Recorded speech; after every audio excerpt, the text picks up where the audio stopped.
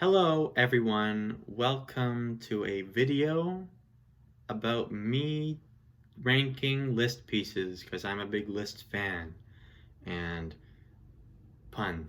Anyways, let's get straight into it.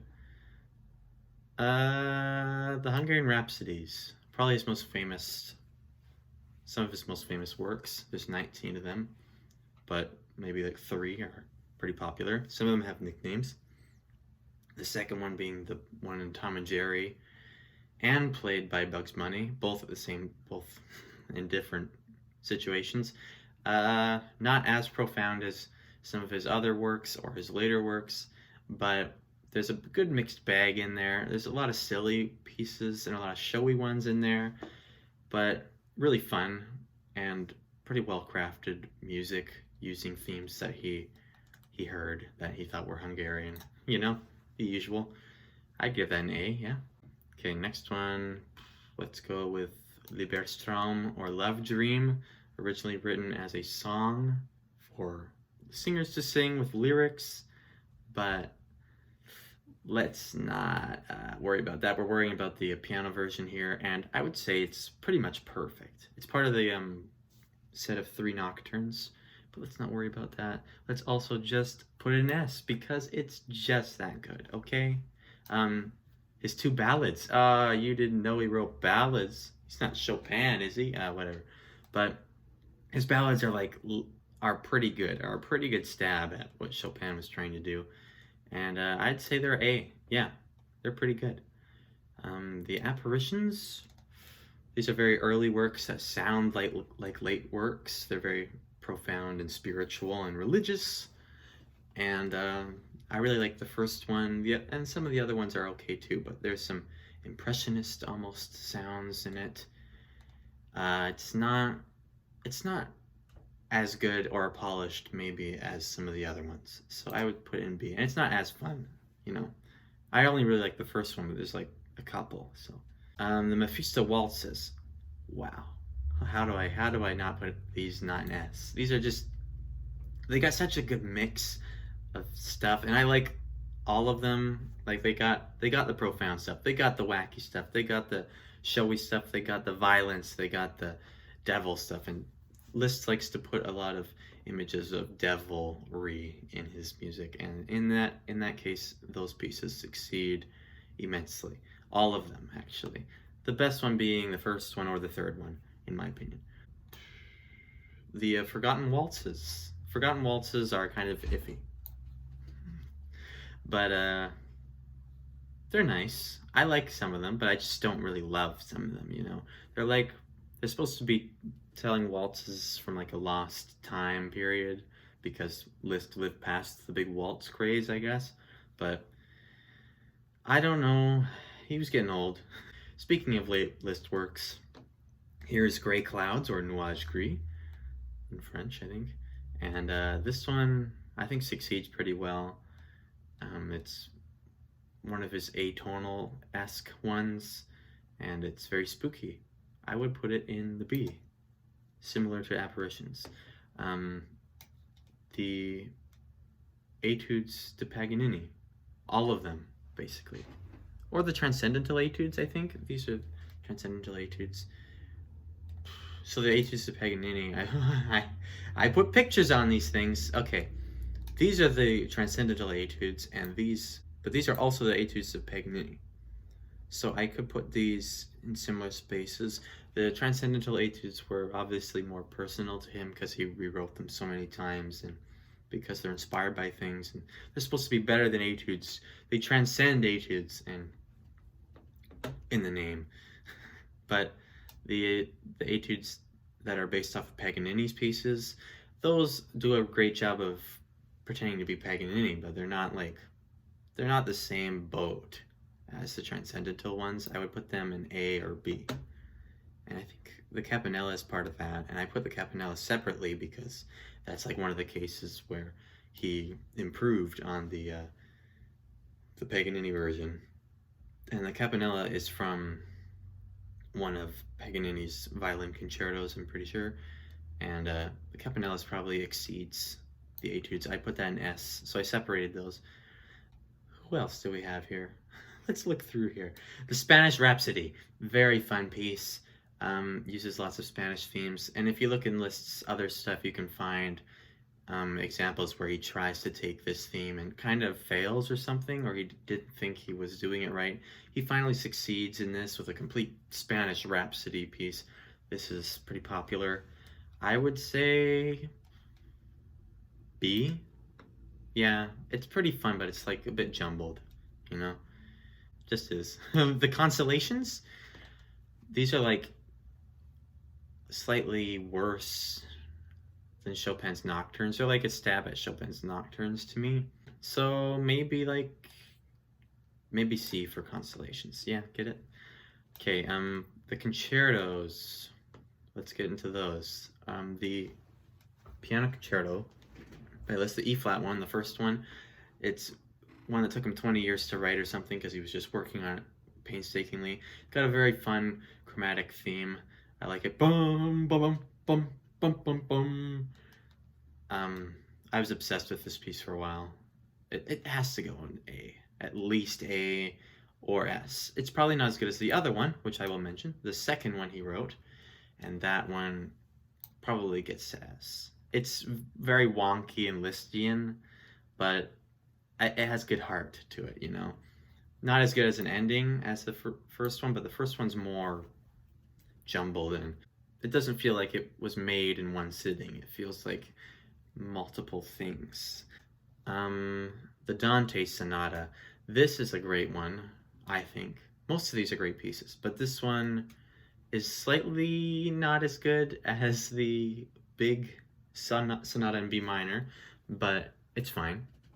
I would have to put it in B because it's just, I love, he got into literature and Dante's Inferno and crap, so he really likes that kind of thing. I think he did a great job of creating that feeling of going into the Inferno, into hell. And Liszt likes hell. I don't know what's up with that. The Faust Symphony. This is a bit repetitive, this symphony. Not gonna lie, but I just love the themes. The themes are so great, and I love that he takes the themes and the Mephisto part, he messes them all up.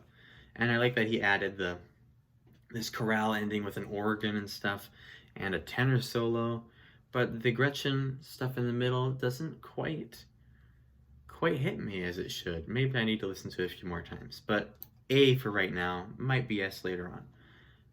The Reminiscences series. He's made quite a few of these because Liszt loved music and he liked opera, and so he I think took some of these opera themes and basically turned them into showpieces so he could, well, he's just a great showman, so he can take popular tunes and just make them into compilation pieces. But some of these are some of the hardest pieces ever, and the Don Giovanni Reminiscences are no exception. So I think this is one of my favorite pieces ever. It's just such a good example of taking an opera and just turning it into this tour de force. And there's another example here, my other favorite example, which is the Bellini one from Norma. And this one is more pretty, but not as crazy and off the wall. And it's not as impressive to me as the S, as the one I put in S tier, the Don Giovanni Reminiscences. So I put it in A, but it's quite close. The Fountain one, this is from his Years of Pilgrimage. This one, inspiration to Debussy.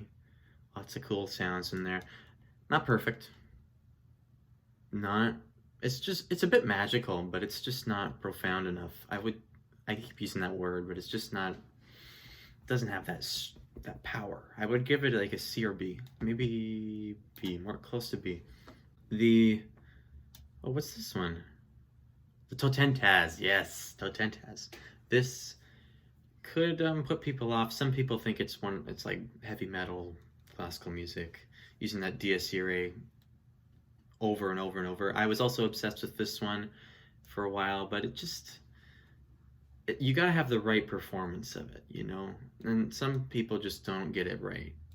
And I haven't found really quite the perfect performance for me yet. It's gotta be dirty, you know. This piece it's a gamble, so I would put it in A. It can be an S at points, but it can also be a C. So I'd put it in like A or B, and for right now, let's just put it in B to even it up. What's this one? This is another Year of Pilgrimage. One of Liszt's greatest pieces and most emotional pieces, the Valet de Obermann. This is S. You gotta listen to that a billion times to get into it, but that's a fantastic work. The Grand Galop Chromatique. This has only been played very well by Schifra, so I would say anyone else that plays it gets probably a C or D. So overall, the piece is just so funny. It's just such a silly piece. And it's crazy difficult, as usual, but as for quality of music, I think it achieves just what it needs to achieve. It's so short, it's so jumpy, so crazy. Yeah. Some people might disagree with that, but yeah. Funerai. This is a very dark piece. Starts with that minor ninth and that bass. Lovely. I really like it. I mean, it might be a bit dark for some people, but you know, definitely A, something like that. Sonata in B minor S, probably his best piece. That is, come on. Do I even have to explain it? His two legends, they're pretty good. They're not bad. I played the second one, I think this year, so that's fun. But the first one is all rivery, and the second one's like even more rivery than the last one, if that makes any sense. A little bit impressionistic again, like the Fountain one, so yeah. B, something like that. The March, the Scherzo in March. This is a fun piece too. Everything's fun. This one, lots of people like it because of the fugato in the middle, but I just think it's a little bit not as tuneful. It's not perfect, but it's one of his best formed pieces, if I have to be honest. It has a fugue in there. It's got a march and a scherzo. Oh my gosh. But I just love the ending. Sometimes Liszt doesn't deliver on endings, and he really does here. Great development. It's one of his best pieces. Let's just put it in A. And the harmonies that are poetic and religious. This is his prettiest piece. I'm not gonna lie, it's probably his prettiest piece. Most beautiful thing he's written. And, oh come on, you cannot not love it, but it's a bit of a listen. It's 20 minutes all the way through. Like the sonata's 30 minutes, and some of his other ones are 20 minutes straight, like heavy. But this piece has a lot of subsections, and it's got a great melody. Like if it comes on during like a playlist, I might skip it because it's just too much to take in at a time. But yeah, S. Probably S, if I'm being honest. And this is just Liszt, and I put him in D. Sorry to say. Good night, everybody. I hope you enjoyed this tier list. I like Liszt. He's probably my favorite composer as of right now. And then it'll be Björk or something tomorrow, but I just thought I'd make this, seize the day, you know.